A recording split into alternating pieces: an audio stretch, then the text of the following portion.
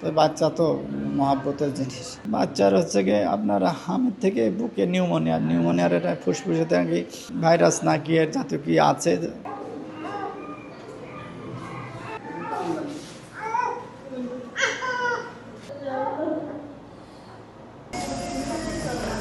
Colour expert dark sap এবং mild on hands technology সমৃদ্ধ Orix advance detergent powder আপনার laundry expert.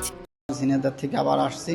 তো বাচ্চা তো মহাব্বতের জিনিস। বাচ্চার হচ্ছে গিয়ে আপনার হামের থেকে বুকে নিউমোনিয়ার এটা ফুসফুসেতে নাকি আপনার ভাইরাস নাকি এর জাতীয় কি আছে, যার কারণে ওখান থেকে আক্রান্ত হচ্ছে। কিন্তু এতদিন ধরে চিকিৎসা দিচ্ছে, তো কী চিকিৎসা হচ্ছে তাই তো বুঝতে উঠতে পারছি না। এখন আমরা তো ডাক্তারের উপরে বেশি বুঝতে পারিনি, ডাক্তার যেইটা দিচ্ছে আমরা সেইটাই চিকিৎসার জন্য ব্যবহার করতেছি।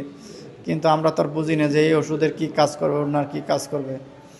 এই যে আমরা রিপোর্ট টেনে এবার আছে, এই রিপোর্টের কী রেজাল্ট আসতেছে এগুলো তো আমাদের মাঝে শেয়ার করে না, যে আপনার এরকম সমস্যা আছে বাচ্চার, এরকম চিকিৎসা দেওয়ার দরকার।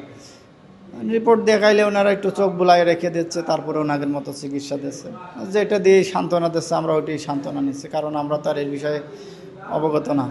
আমরা যখন এর আগে চিকিৎসা নিয়ে গেছি এখানে 23 দিন থাকছিলাম, তখন আমি শাশুড়ি আর আমার ওয়াইফ ছিল। এখানে আমি আর আমার ওয়াইফ আছে, দুজনে আসছে। কালকে আমরা আসছি 3:30টার সময়।